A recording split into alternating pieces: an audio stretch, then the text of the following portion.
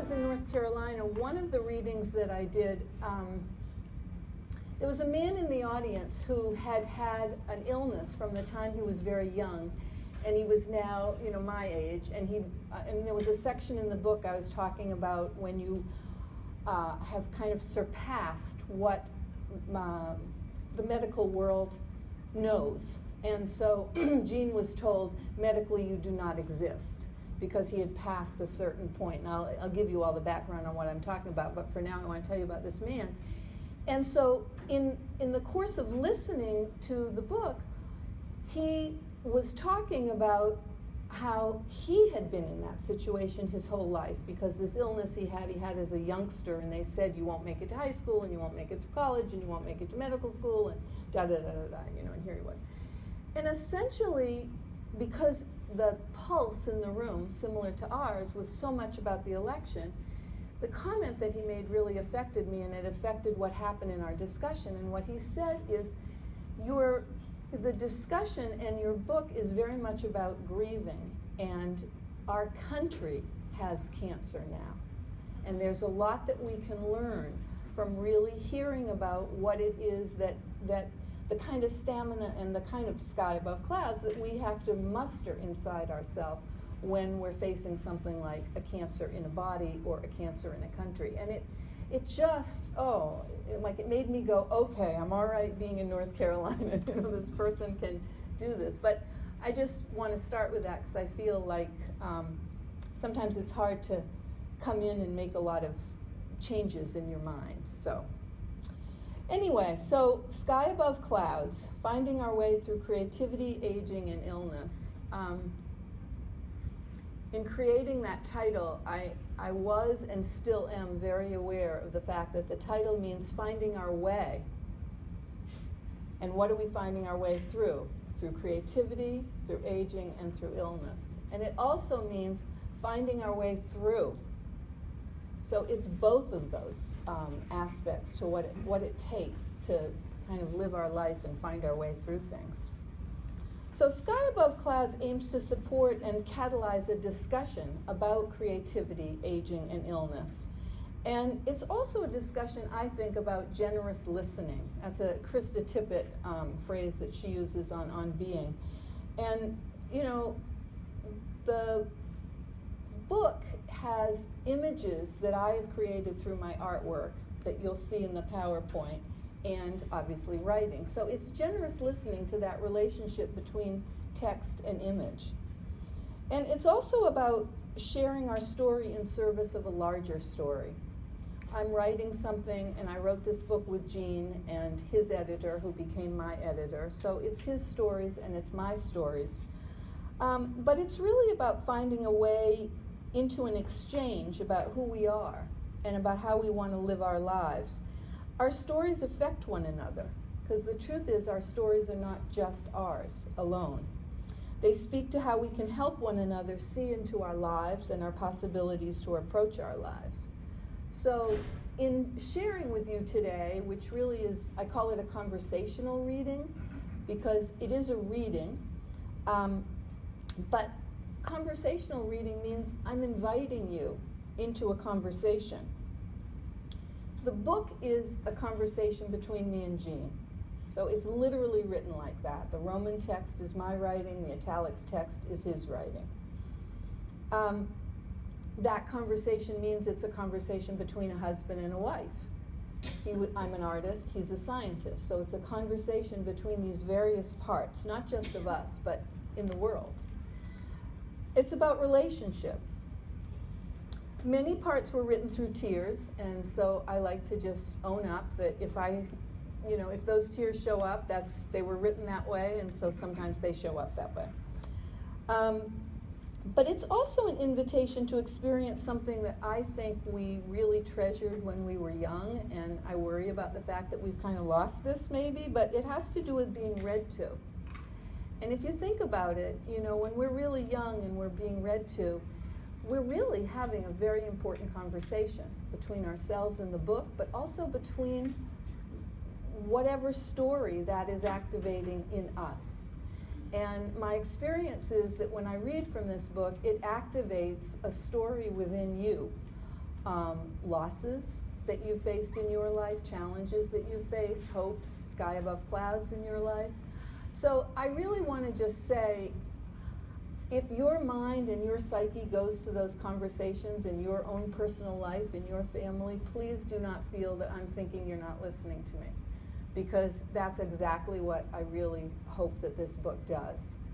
And really, maybe we don't always have the opportunity to go into those places. I know just even as reading with and from this book, I used to feel really nervous. I always feel nervous because you just feel nervous getting up in front of people and sharing something that's yours. But I also would feel nervous because I thought, oh my God, here are this group of people who are, invited to hear something, and I'm going to take them to this place that none of us really want to face, which is, it is not just possible, not just likely, but it is a fact that we die. And it is a fact that we lose our partner, or our partner loses us. So for a long time, and I was thinking about this morning and coming in here, I thought, I used to come to Kehila, and I thought that I would feel really comforted after Gene passed away, because many of you knew him, you knew us as a family, but I wasn't comforted, and it had nothing to do with you. It had to do with something that Kehila really is, which is that we've created a way to be here as individuals, but to be here as families, and to be here as families in community. And what I felt after Gene passed away was almost like a big scarlet A on me that said, family broken, family broken, family broken. And whether that's true or not, that's what it felt like. So, I say all that because to have managed to come through that place and be here now with this book, and to not feel family broken when I'm here anymore, for me is a personal sky above clouds. Okay, so I always start with this particular part in the book, and I never can find it, so I have it written really nicely for me.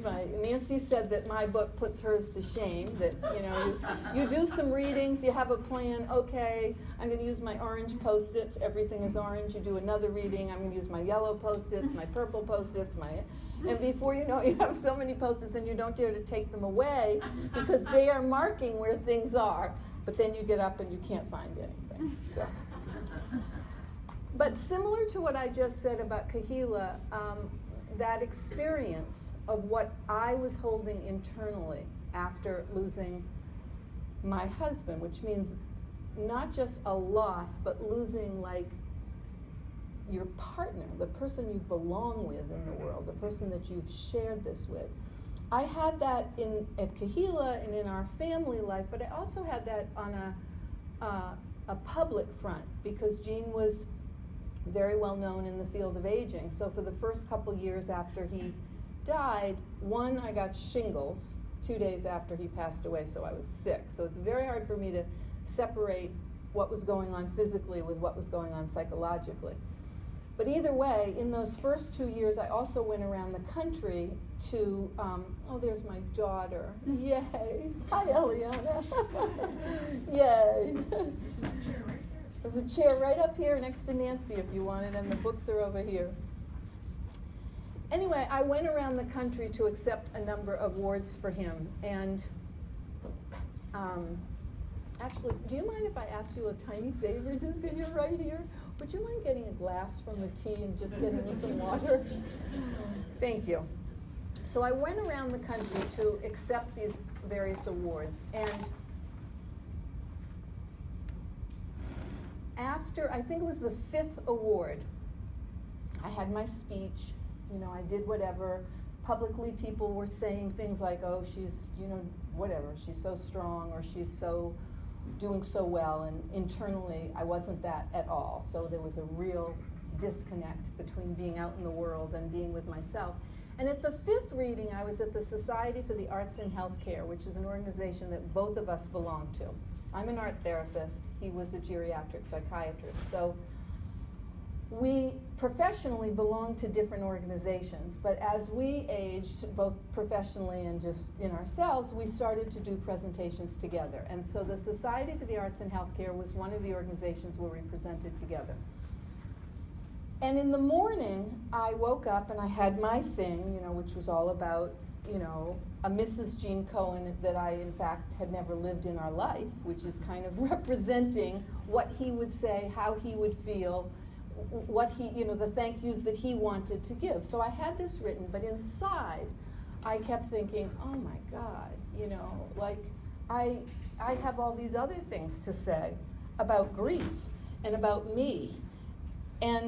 But I kept thinking, no one wants to hear that. I'm just here to represent this acceptance of this award. So what I'm trying to tell you is I'm trying to help you enter into what I want us to do, which is kind of have an existential conversation. And existential conversations do that. They kind of pit things against one another. So all of this is a preface to say, I then wrote what I really wanted to say in the shower that morning, came down, wrote it out, and then in my voice, my internal voice said, you know, just bring it with you. You know, do what you're supposed to do, but just bring it with you. And when I got in front of the group of people, I looked around and I thought to myself, if you can't say this to a group of artists and a group of therapists, then you're never going to be able to say it. And when I look at it now, I'm shocked that I thought this was so bold to be able to say publicly. And so this morning when I was thinking about it, I realized that not only did I want to read it here, but I also wanted to be able to say what I thought was bold this morning, which was that I had a hard time coming to Kehila after Jean died, because in many ways, I mean, Morris lost Nisa, and he loved coming to Kehila, and he and I used to talk about that he felt very comforted by everyone, and I just felt like, oh my goodness, I have to crawl into a hole. I can only stay for a minute, and I have to go home. So, this is the bold statement. What is it that really heals when enormous craters have plummeted into your heart? What art form can return to us all that has been taken? How does creativity strengthen the broken? Grieving certainly feels broken. This is the truth of our experience. When everything slips away, the search is constant for what remains. Jean died surrounded by music. Songs by our friends filled our living room where his weary body rested on the couch we called his nest. His friend of over 40 years, fellow father of geriatric psychiatry, arrived in time to serenade from our piano. His son camped out for weeks in a sleeping bag beside him on the living room floor, just as he had done as a young boy. Well into the late hours of his last evening light, our then 15-year-old daughter's piano reverie calmed him asleep. This is not beauty here, this is truth. Creativity, healing, it's our only call, our heart song to the inexplicable, where the silence reverberates somewhere in our hearts.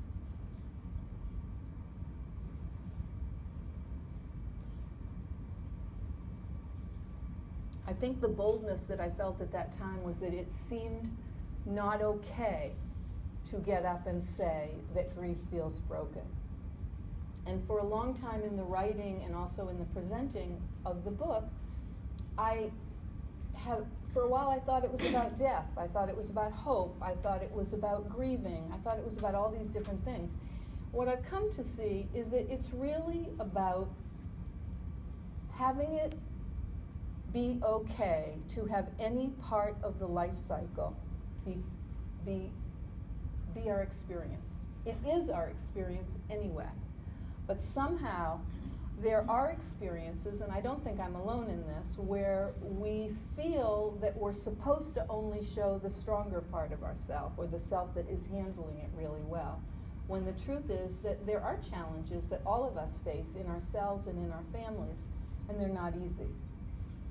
So in the epigraph of the book is from Rita Sharon, who, if you don't know her, she's from Columbia, and she's a doctor And she's really pioneered the field of what is called narrative medicine. And she says, all stories are illness stories, for all expose the human condition of mortality. The care of the sick is a work of art.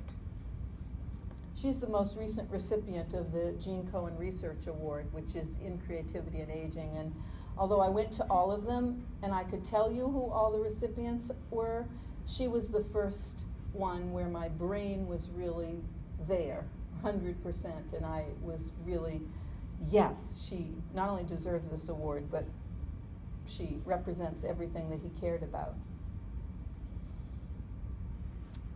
Have I told you that all of the artwork you're looking at is my art? So I lived my life as a sculptor and a sculpture professor for a number of years, and then I moved into becoming an art therapist, and then went into this phase of writing. And somewhere in the writing, I couldn't, and still I haven't been able to be in my studio. It's hard for me to be there. But after a number of these presentations, people would say, gee, you didn't say anything about your artwork. And I'm like, oh my God, that's really sad because I really care about it. But this is made out of paper pulp, and it's actually called a mother's plate. It does feel like that as a mother sometime, that there are many, many places to put many things and hard to get them all organized. So, actually, yes, I do want to be here. You see, once you write your own story, as in Sky Above Clouds, making the personal story authentic and real, that takes a lot of work. It's a lot of crafting and recrafting. So its essential teaching and meaning can clarify itself. And when we do that, our story has the potential to become universal. I'm going to read a little bit from the preface. In the book, when you're reading, you can tell whether it's my words or Jane's words because it shifts type of font. But, oh my, welcome. But when I'm reading, I literally have to say, this is my writing or this is Jean's writing. So I find that a little awkward, but either way. Sky Above Clouds was not an easy book to write. I worked on it with Jean for 5 years. We had this vision that through writing our story, we could creatively face and help others to face not just metastatic illness, but creative potential in aging. We hoped that our book could provide a voice that was capable of moving us all into the complex understanding of creativity, aging, and illness, and health. Then for another 5 years, with him not here, and with the presence of his editor and now mine, Teresa Barker, I wrote the spiritual and medical narrative that contextualized our scientific and artistic voices. That's what became Sky Above Clouds. Writing this book became a kind of existential meeting with myself, literally myself and others. Those of us who are aging, those of us who faced illness in our family bodies, those of us who have grieved the deep loss of our loved ones, those of us who know that the challenges that we face are the entry point for the challenges that are to come. Those of us who know that aging comes not only with the things that we lose, but also everything that we gain, as our challenges become catalysts for finding new potential. Finishing this book is certainly a testament to that for me.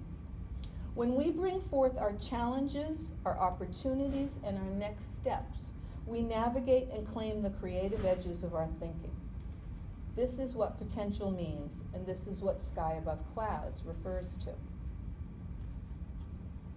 Both Jean and I love to study psychological development in the creative arts. With his background in aging, he researched artists in the latter part of their lives. He was always in search of new ways to talk about aging, to translate more vividly the exciting emerging science and clinical stories of aging and insight into new images and metaphors that could represent a truer sense of the potential in our development as we creatively age into wisdom. He was frustrated, as we all really should be, by the endless supply of stereotypical images that focus on decline in our older years. All we have to do is search for a birthday card for an older friend or a family member to see exactly what these images convey. Even taken as efforts of humor, frankly, they're not funny. The stereotypes, as Jean saw them, are damaging. if not immediately to the individual, then systemically to our culture. A culture that has historically portrayed and perceived older people as, in fairy tales, weird, wicked, or weak, and then, just in our life, portrayed as in a state of decay. It's the autumn of our years. The leaves are falling off our tree. It's the winter of our years, when the ground is covered with snow. He was committed to changing that image, both literally and metaphorically. One of our favorite artists was Georgia O'Keeffe. This is her painting. Although she loved to travel, Georgia O'Keeffe did not travel until late in life. And by traveling late in life, she got a new aerial perspective, which appears to have been especially significant as a visual experience for O'Keeffe, as in her 70s, she painted a series of rivers, overviews of rivers, and a series of clouds. And they are called her Cloud series. He suggested that her sky above clouds images were more apropos as the new metaphor for aging. So this book was written with the intention of bringing the sky above clouds depicted by O'Keeffe to life. There will always be clouds, thus there will always be sky above clouds. That space in which life's complexities have the chance to become clear, where we can make the quantum leap into our own potential and our own vision. What we can know is that clear sky above, a something else, awaits us, an inner capacity for change and adaptation that is incontrovertible as nature itself. That something else, the creative faculty, is what draws us to life. It's what calls forth our love, our resilience, our strength, and our capacity to choose not only life itself, but also what enlivens us. Sky above clouds opens us not only to potential, but to the essential. This image and the idea of it as a new perspective on aging is actually transformative. And it was memorable. What happened to my umbrella? Thank you. Ooh. And it was memorable for many who heard Jean speak, because after one time in the audience was a woman. She was a producer, and she was on her way to New York, and she stopped at the MoMA, and she brought him this. And it was the Sky Above Clouds umbrella. She sent it to him as a gift. And he treasured this, and believe it or not, he used this routinely in his talks through the years to come. He carried this with him, rain or shine. He never hesitated to open it because he wanted to say to people, even if he didn't say it, this is a poignant reminder of the potential and the reality of what is possible in each of us. He also gave both of us many umbrellas over the years, but I've managed to not lose this one. So I chose to title the book Sky Above Clouds to honor Jean and his vision, to honor O'Keeffe and her vision, but also to honor in each of us our own process of creative aging. And certainly after what we listened to this morning before my time of the presentation, we know that we really do have to find our ability to move toward that potential. Russ, would it be okay to just ask you to share what you told me this morning about your mom? Sure. My mother was an artist, and she did not have kids. She would have been in Greenwich Village, had a living there, but she had kids, so she always blamed us for hampering her career.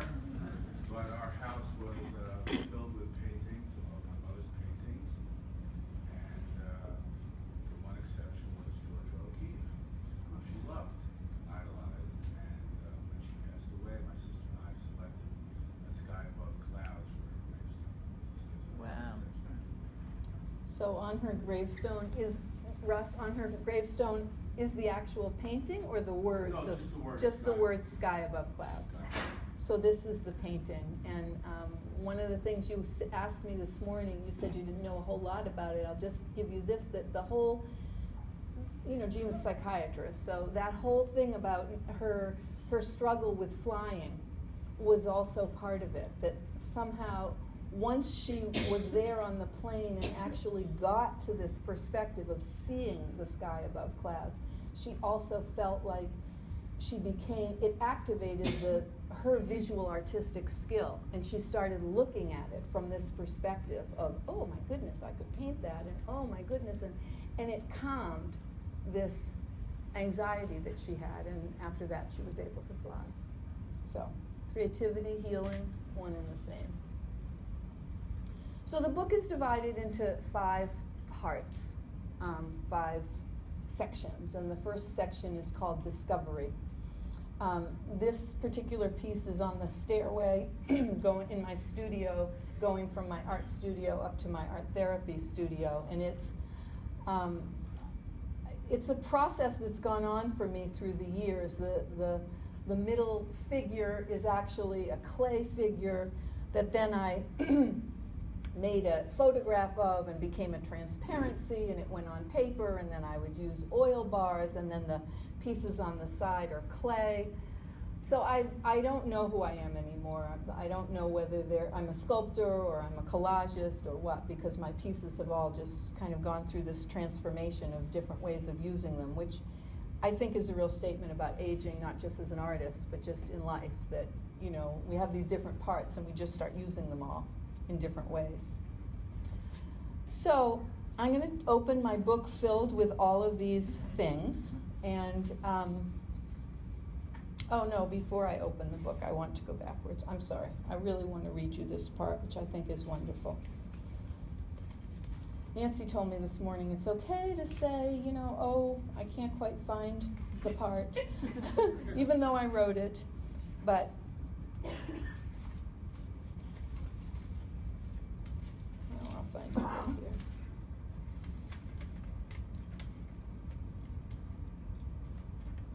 I can find it. It's crazy. Just crazy. One of those post-it notes. One of these notes says miracle on it, and why don't I look for that? Oh, you actually could.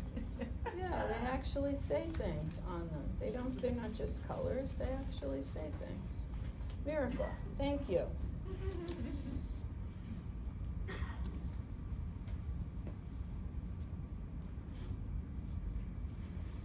Sometimes I think about Reb David saying, you know, telling all of us when you speak or when you do something, you know, this is your teaching, you know. And I don't know if I always feel that way, but this particular part does make me feel that it is a teaching. I've come to realize that in many ways this book is the story of a miracle. Jean's story is in clinical fact a medical miracle, evidenced in the years, the statistics, the prognosis, the outlier status, the going beyond the predicted, and the unexpected. Outliers are by definition medical miracles, living outside beyond the time that the clinical calculations would suggest for a person with a terminal illness. So I don't know how many of you know this, but he was diagnosed originally in 1990. You were born in 1994? 1996, with a metastatic prostate cancer, which means I know nothing about prostate cancer because it was never contained in the prostate. It was always a metastatic condition. That condition does not have a good prognosis at all. And yet, with a hormone treatment, it stayed stable all the way until January of 2009. So through most of the writing of this book, we were writing from the perspective of, wow, first it was 3 years, then it was 5 years, then it was 10 years. And at 10 years, we started saying, well, I don't know what we're doing, but we're doing something right. Why don't we just start writing about it? And then at 13 years, cancer raised its head, and at 14 and a half years, he was gone. But that's not the only or the most profound miracle to be found here. As I see it, the miracle was to have lived for so long in the shadow of death, yet so fully grounded in our life together. This was, and can be for anyone, the miracle of being together, being fully present to one another in the moment, whether these moments are assumed or these moments are against all odds. It's a medical miracle that we got the years, the extraordinary gift of time, to experience together a life that we'd been told would be cut short soon after a diagnosis. The miracle put to the test every bit of the theory, research, and science to which we had devoted our careers in the fields of creativity in the brain, adult development, and human potential. In essence, we were granted a unique opportunity to observe, cultivate, and experiment with our own capacity for creativity in meeting adversity, navigating the inner life and outer complexities of illness or loss. Creativity not solely in the conventional sense of making art, but creativity in what we make of our circumstances and how we respond to them. Creativity as the catalyst for human resilience is the real miracle story, and it does not have our names on it alone. This way of living into life does not require a medical miracle, but it may contribute to one, as science is beginning to show in the study of the brain and the mind, as well as in creativity, illness, and healing. In the midst of one particularly grueling medical discussion about his poor prognosis, a choice emerged for each of us, as echoed in the biblical passage from Deuteronomy. I call heaven and earth to witness this day. I have put you life and death, blessing and curse. Choose life, that you and your offspring shall live. That's written, in that wonderful dome part of the Holocaust Museum. I choose life, Jean said. I choose to live it with you, I said. And with that presence, that promise to one another, we lived into our future.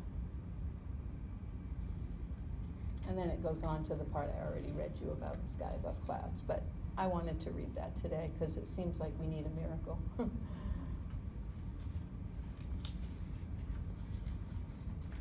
So this is Jean's writing. Why did I want to write this book? It was not an easy or immediate decision, having been decided upon more than a decade after my diagnosis of metastatic prostate cancer. Part of my hesitation was that expressed by Norman Cousins in his classic account of his own life-threatening illness within Anatomy of an Illness. Quote, I was reluctant to write about it for so many years because I was fearful of creating false hopes in others who were similarly afflicted. And he goes on to talk a little bit. And I respond. And that's kind of how this book works, and I wanted to give you a sense of that. So that part is in italics, and then this is me. First, let's dispense with this notion of creating false hopes. This caution about not getting people's hopes up for remarkable remissions or cures is unnecessary. Perhaps it's even cruel. Jean died in the end. In my 35 years as a therapist for people struggling through illness, and as a daughter, a sister, a mother, and a friend in the thick of the medical travails of loved ones, I have yet to know anyone who meets his or her own death or the death of a loved one with false hopes. It's life that has us hold out hope. And looked at squarely, there's nothing false about that. By that I mean Jean devoted his 40-year career and pioneering energies as a scientist and physician to the proposition that creativity transforms us in the moment and over time, in sickness and in health, through aging and all manner of life's challenges and passages as we age. And it turns out he was right. That is the life we shared and the story that we share here. Any hope that kindles the idea that creative spirit uplifts us is not false hope at all. It's honest and true. And the most rigorous science in art therapy, guided imagery, psychoneuroimmunology, mind-body connections shows this to be so. And in my work, I witness this transformative power every single day. No, hope doesn't destroy us. Silence, however, that's another matter. So much around our experience of illness, aging, death, and other loss is marked by silence, held in silence. Not that there isn't conversation, but that what is said is so often such a small window into the soul of our experience that the depth and breadth of what remains is left unspoken and held within.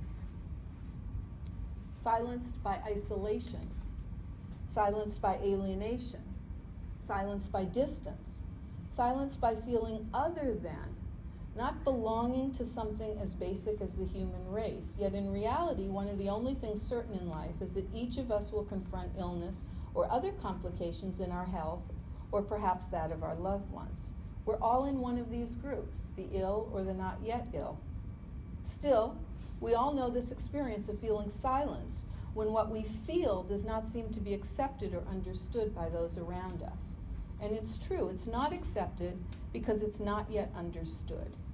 Yet how can anything we experience in a human life push us to be outside the rest of humanity, as if shunned by the shame of having our grief or our loss or our encounter be quieted into silence?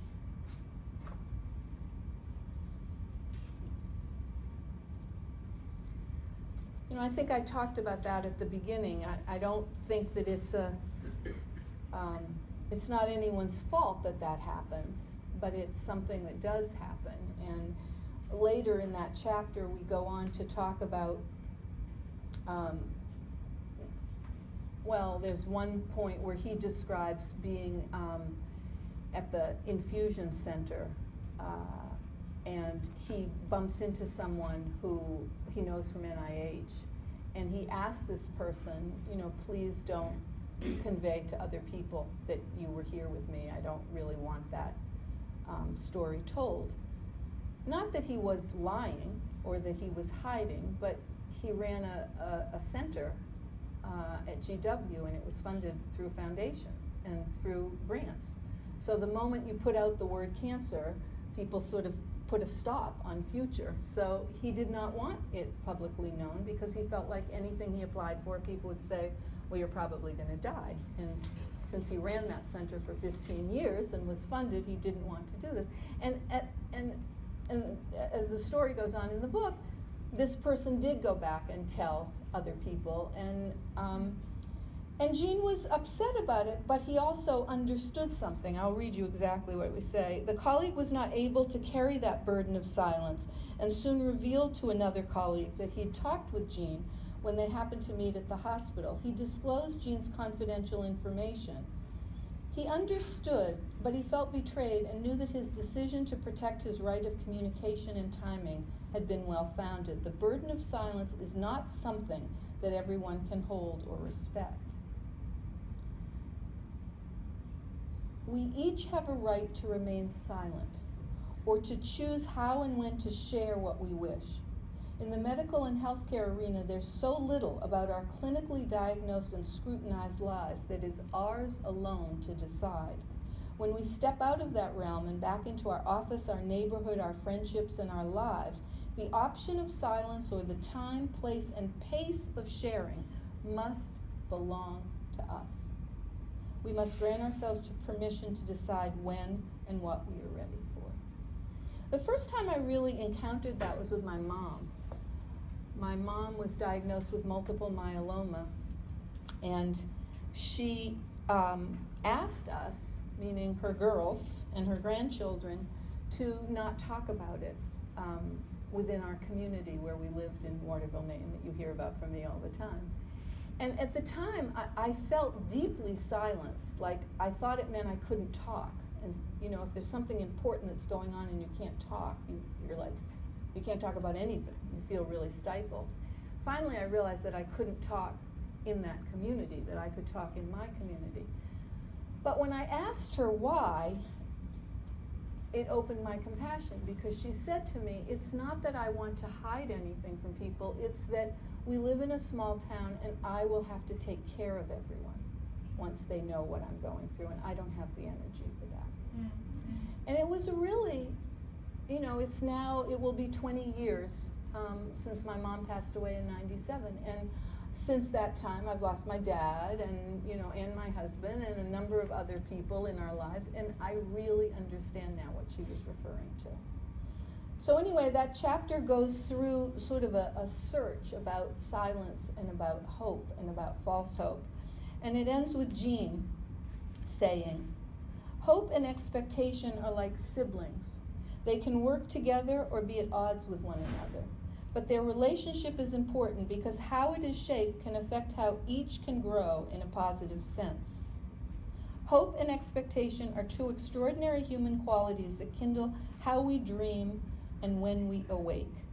The dream becomes a blueprint for action. One of the most profound things I've experienced about hope is that it does not have to be linked to outcomes, because outcomes and potential outcomes for my illness over time seem to have been undergoing shape-shifting. I think he got that phrase from the TV show you used to watch, Charmed, shape-shifting. More important has been how my sense of meaning and possibility within the time for me to live has shaped my feeling of hope. I resonate strongly with what Václav Havel has written. Quote, "Hope is not the conviction that something will turn out well, but the certainty that something makes sense, regardless of how it turns out."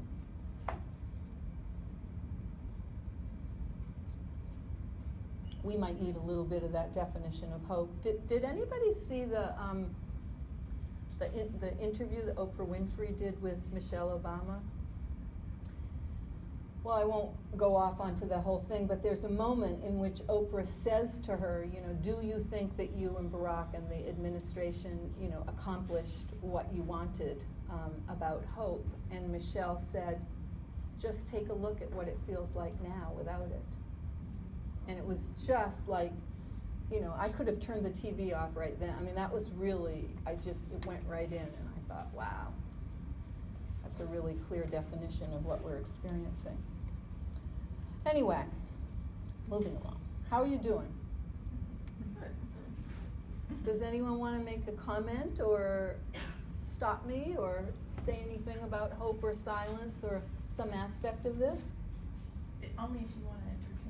I'm here to have a conversation with you, and so yes. The discussion of hope is interesting because I've thought a bit about it. And one philosopher says hope it isn't just statistical expectation, probabilities. At least both hope that something will happen, and even probably, Jean, hope in oneself, hope in the in.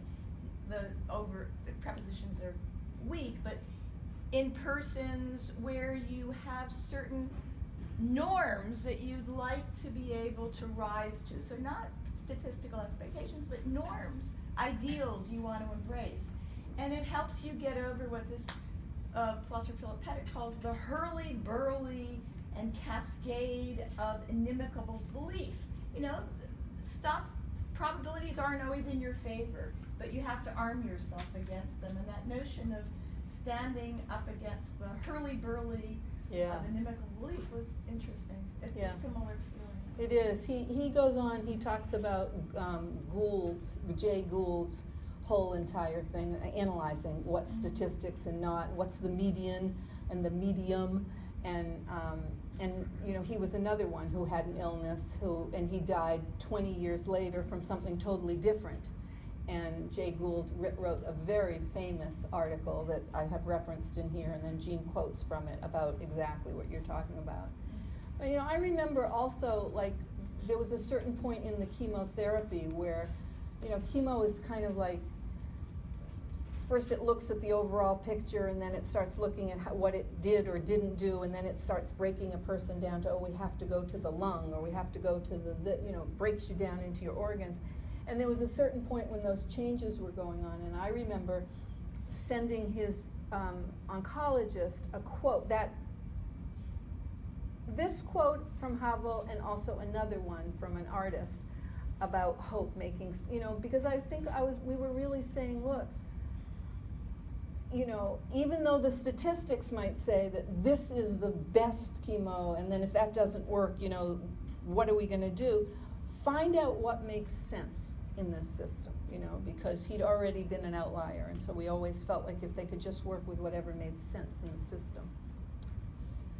So the next chapter is called Strategies, Tactics, and Counting, and it really is kind of based on the game of cribbage. And I think you guys know that Jean got what are they called? A patent for a cribbage board. Maybe you don't know this from our game life. I have that other part of stuff with David in his visitor project. I brought Gene's games. And, but anyway, so cribbage was a really, I mean, first of all, he created the essential cribbage board, which is a board that is larger. You know, the original cribbage board, you go around 60, but then they made them smaller, where you would go around 30, and you would remember that you already went once, and you'd have to go around again, and the pegs are always getting broken, and you know, there's all these things. Well, his father, who had Alzheimer's disease, was in the hospital at one point, and really became quite disoriented, and the doctors wanted to put him on medicine that was just making him even more disoriented, and so Gene played cribbage with him. And in the course of playing cribbage with him, he noticed all of these things, because that was who he was as a gerontologist, and he noticed that if the markers were different, then you wouldn't lose your marker. And if it had 60, his father wouldn't forget if he'd gone on or not. Anyway, the point of my telling you all this is on our second date, back in '92, he told me about receiving a patent for his cribbage board and how the patent person had denied it. And when he told the officer that he wanted to go back and present it again, the officer said to him, "There's no way, you're throwing your money away, Dr. Cohen." Like, you know, and he said, "Not only do I want to go back, but I want to do it myself." And the guy was just like, "You're really crazy." But he went back, and the guy explained, because he felt that the person who had rejected it actually understood it. He didn't just reject it, he did like a wonderful analysis of it or something. Anyway, on our second date, he told me this, and in the story, he says, you remember Gene used to start important things like this, "With all due respect." So he goes, "With all due respect, I think you have rejected this patent because you believe that the changes that I'm making are obvious." And the guy said, "Yes, Dr. Cohen, that is what I believe." And Gene said, "Well, I believe that those it could take another 350 years for those very obvious changes to be made." And the guy took his pen out and signed it and gave it to him, which was really kind of who Gene was, if you remember. You know, he just had that capacity when he knew something was right or if something made sense. And I had a dream from a childhood friend the night before we went out, in which the friend said, "If you want real love, play cribbage." So we had this date, we're going to dinner, and I wanted to tell him about the dream, and he wanted to tell me about the patent. So from the very beginning of this book, we knew one chapter was basically going to be about cribbage. So that story is in here. I don't read it publicly because it's such a good story that I feel like, you know, it really, you should save it for the privacy of your own reading, but it is a really great little section. But the other part of it is that Gene played cribbage with Eliana, who, and so as it says here, "The cancer diagnosis forced a focus to the game of love and marriage that took me right out of so many other concerns. Our life has become like the cribbage game that Gene and Eliana play." I think about my life with Gene before the diagnosis and bleak prognosis hung over our heads. That forced a focus to the game of love and marriage that took me right out of so many concerns.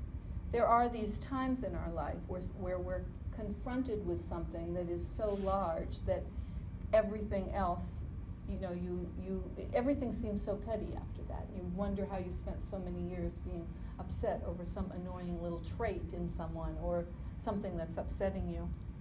So, and the game also, I mean, not the game, the chapter, well, I'll just read it. "Maybe they don't even want to play," I'm referring to Eliana, "but they do because for this one short moment, they're in it together, alone together, strategy, tactics, and counting.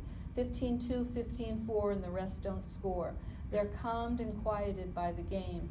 Gene can't go onto the basketball court with Eliana anymore or into the lake for a swim. Their communication is not talk as it is with me, it's more kinesthetic play.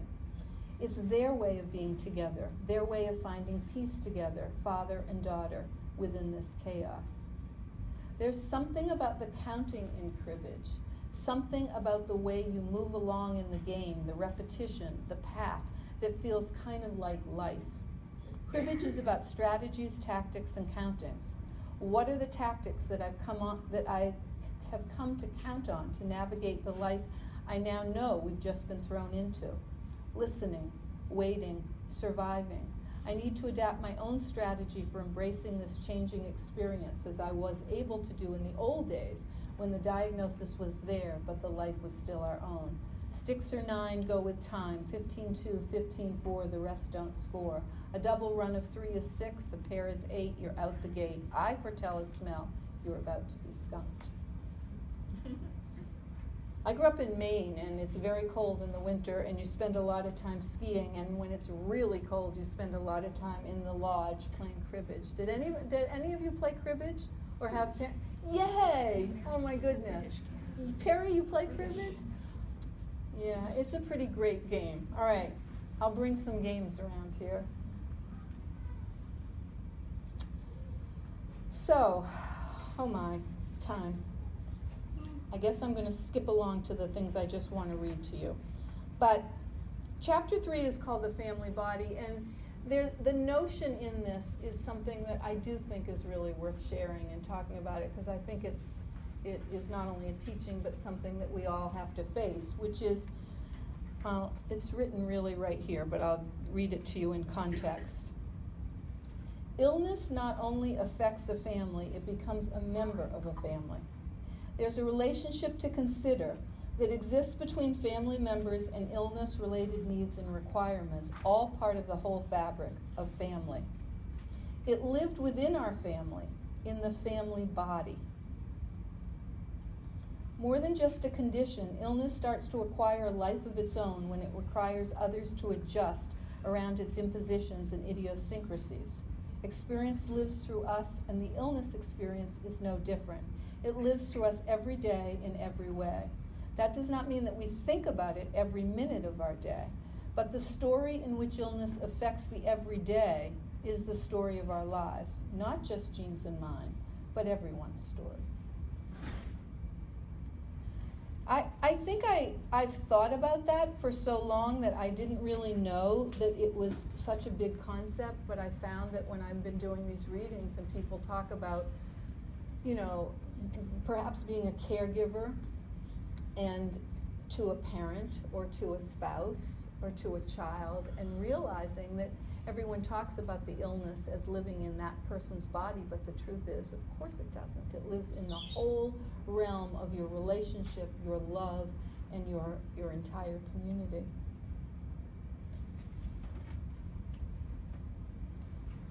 And then I'll read you just a tiny short section of Jean's, because I like sort of hearing the two voices. And because Ellie's here, I like to read these things. I'm helping Eliana with her biological homework, which I love to do, especially because when we finish, she moves out of her teenage surliness and gives me a kiss saying, "I love you, Daddy." You can imagine how I melt with that. We're reading about forest fires as natural events. Nature has its strange and paradoxical ways. The text says that, quote, some ecosystems depend on fires to get rid of debris. A forest fire might change the habitat so drastically that some species no longer can survive, but other species might thrive in the new charred conditions. My cancer has brought a conflagration to the forest of our family life. Much of the structure we relied on has been radically changed, but novel and interesting elements have also emerged. There's even been new growth, including this book, this new book between Wendy and me, but writing essentially in Wendy's voice. Rather than my being charred, you might say the conflagration set a fire under me to try something new and very different. So I think for me, you know, I'm trying to share something about how this, when we were facing a challenge, it, not just literally but metaphorically, it entered every aspect of our life, whether it was homework or, you know, going to a doctor. You can't just leave an illness in an illness bucket, is what I'm trying to convey here. This is the second part of the book, and I think I'll start reading things that I love, because you're all people that I love. And so chapter 4 is called Crucible of Time. And for me, it was the beginning of the book, because Gene was a writer, and so he would write, you know, a chapter title and a paragraph and an outline, and you know, he would know just where he was going. And I would just write. And so, you know, he'd get emails from me that would say, you know, Enantiodromia Part 1. And he'd go, this is great, but like, where does this go? I go, I don't know, don't worry about that. And the next day he'd get Enantiodromia Part 2, continued.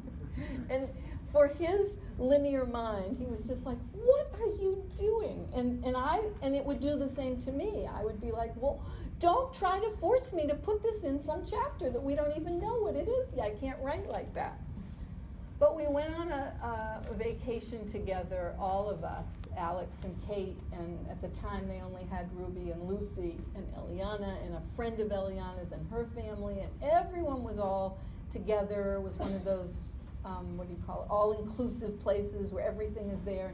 Everyone was having a wonderful time. And I wasn't, because my dad had just passed away. It was in 2005 or 2006. My dad had just passed away, and we'd done, you know, like so many of us, we'd spent every single vacation going to visit him and being with him, and all of a sudden I was now in this other thing called people who vacation, in my mind, people who vacation when they don't have parents or they don't have family, they don't know what to do, you know, which is really ridiculous, because everyone was having a wonderful time, but I wasn't. And so I would get up in the morning and I'd go sit by this infinity pool, and I started writing about time and about how I felt about it. And really I was trying to hold the whole question of, will there be time in our life or will there not? And so for me, this chapter is I think of it as the beginning of the book, for me. I'm trying to see if, no, okay, I guess I didn't quote right directly from it. But so, and so basically the chapter looks at different aspects, you know, biological time and calendar time and, you know, this kind of stuff. But it leads us right into where I think we're going, where I'm going at least. We think that time is an entity through which we move, and we can decide how we're going to move through it and what will happen, when actually it's the other way around. Time moves us. The moment you get a diagnosis, everything you believe you have time for, or everything you believe is the way you're going to use time, is thrown into chaos, scattered, or as Jean once said, just a big wind. Illness derails us. It destroys any illusions of certainty, especially about time. It lifts the barriers between dimensions, and suddenly we're adrift. Our consciousness jumps tracks somewhere between the ordinary here and now time that organizes us and illness time, a liminal space between time as we understand it and time that feels mysteriously distorted, and which, as it turns out, is not inherently organized at all. Jean. Your sense of time varies depending on whether you're aging, experiencing a life-threatening illness, or living with the coexistence of aging and illness. I thought about this a lot. When I was diagnosed with a life-threatening disease in my second half of life, I was feeling good about my own sense of time with my own aging. But this radically changed when my diagnosis acted like a sword of Damocles over my head. Dionysius ordered that a shining sword fastened from the ceiling by a horsehair be let down so that it hung over the neck of Damocles. It transformed Damocles' sense of time and focus. He goes on to talk about the article I was telling you about the Jay Gould article. Then I write, when I think of Jean's image of the sword of Damocles over his neck, being hung by thin horsehair, I think about how fragile and thin the threads of life can be for any of us during illness time. In that fragility and tension, we nonetheless have to live our lives. How long the thread will hold is not ours to know. This moment is what we know, and this is the time that we have.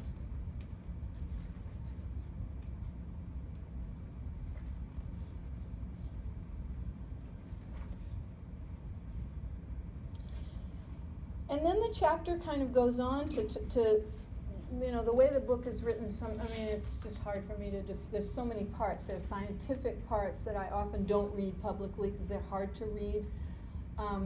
There's also sections that have like real medical reports, you know, the language of that. And so the part that I have been reading a lot and seems to bring up certain things is this word denial. People often use the word denial when you have an illness that is like metastatic condition that doctors will say has an end, but you're living your life and you don't live your life knowing when the end is, even if somebody tells you it's going to be, because you don't, we all have that. We don't know when our end is. So Gene was frustrated a lot because he felt as he was living into this, you know, condition that he was happy about, not happy about the condition, but happy about the fact that he was surviving, and he would want to talk about it, and he always felt like doctors were sort of putting a lid on it, you know. So somewhere in this chapter, I get into this, and it's a real, you know, people who know me as a clinician know that this is a real bugaboo that I have anyway. It's this whole thing about denial. So I'm going to read it to you. This part's my writing. It was frustrating for him to live into outlier status and at the same time have belief and expectation be constantly questioned, as if he was hoping for the wrong reasons. As we know, in the end, cure was not the C word that came to define Gene's final cancer experience. But during his long years of vibrant, symptom-free living, he had every reason to consider that this indeed might be underway. This is what I meant when I wrote that time does not heal on its own, but having the time to live is truly what is healing. He was living into this outlier status. He wanted to believe and he wanted his doctors to believe, but what was happening was he was told he shouldn't have this false hope. There was Gene's oncologist who'd been staring at his scans for years. He'd been studying and looking at the biological picture of time. He was immersed in biological time. After Gene passed away, I stepped into his office to go and see him. I asked if he possibly could have imagined when he told us that it was time to stop chemotherapy, that Gene would die in less than 2 weeks. He pulled out the scans on his computer and he showed me what I would call cloudy tissue that was getting foggier and foggier. Fair enough. His medical perspective was limited to numbers and images, and so he collapsed all the dimensions of Gene's reality into there's no more time for this person. That is, in fact, precisely what his demeanor had communicated at the time, a distancing. I'm finished with you. But as we sat now, instead of just informing me that the scans had shown him that the progression of the disease was rapidly permutating, he chose to tell me that Gene had been in denial as to how serious his condition had truly become. His words, "in denial," shocked me. Frankly, they slapped me. It really is what that felt like, for he had collapsed the dimension of time for his needs. It could have been so different had he simply shared what was his reality, what he was seeing in biological time, without handing down his casual verdict on Gene's state of mind as one of denial. Simply looking at the scans together then, I could have said, yes, I'm glad you didn't show us these scans that day, because we were living in a different dimension, a different experience of the time we were sharing. He'd seen the numbers. He knew to tell us when it was time to stop. I am grateful for that expertise. But he had never seen Gene's numbers as anything but indicators of diagnosis and prognosis, disease progression, failing health, or dying. He suffered a kind of medical myopia, a blindness to someone's greater human reality, not just the disease progression, but their progression through this passage of time, which meant that he never considered the data in the context of what it might suggest about, say, courage, or the will to live, or what it takes to live under the sword of Damocles. That kind of strength of will in the face of mortal danger is something doctors should be studying. Then I give a little description I won't read to you because it's really boring, but it says things like the examination of the hilar, mediastinal, and chest wall structures show evidence of pleural effusion. It's one of those reports that you can't even understand a word of. And then I say this. This was the oncologist's reality, his thorough and intimate yet limited parallel universe, his time zone. But parallel universes miss something that happens in overlapping universes. Jean and I and our family were living each day in the overlapping dimensions of biological time, calendar time, and emotional time. Aware of Jean's condition, but fighting cancer in the methodical time frame of chemotherapy appointments, while emotions required their own time to process. I imagine the physician's daunting, multidimensional task, working each hour in real time, immersed in tracking a disease in biological time, and for those who do, trying to figure out how to communicate with their patients in emotional time, how to create exchange in the medical narrative we're creating together. No one ever explains, not to the doctors and not to the patients or families, that these dimensions are colliding, that they confuse us. A doctor sees a patient in denial. The patient feels reduced to a prognosis or invisible to his doctor, and the family is caught in between. It's a slap in the face to the meaning of the word denial, and a slap to the person labeled as such inside the experience. If he had really been able to not only observe, but see, he would have seen that what he labeled denial was in fact the supply of ingredients, meager as they might be, to sustain the will to live, to breathe each necessary breath that it takes to live into one's dying. Patients don't just die because the numbers show they will die. It's nothing short of awesome to muster what it takes to breathe each breath, knowing that there won't be very many more, and to do that with the people one loves the most, to spin gold from straw in the remaining time, never certain of the time that we have left until it's gone. That part makes me cry. Wendy, we're out of time. I know we are. I was just looking and thinking to myself, I know we have to stop, and I don't want to leave you on a downer or whatever. I hope that's not a downer, but I want to say that I always feel incredibly appreciative that we are a community that can start out with the children singing, can move to the politics of what we're going to do for all of these, whatever they're called. We hope that they don't actually put these people in, but we can move to that, and we can share with our speakers as we do every week, and this week it got to be me, and so I just really thank you for showing up this morning.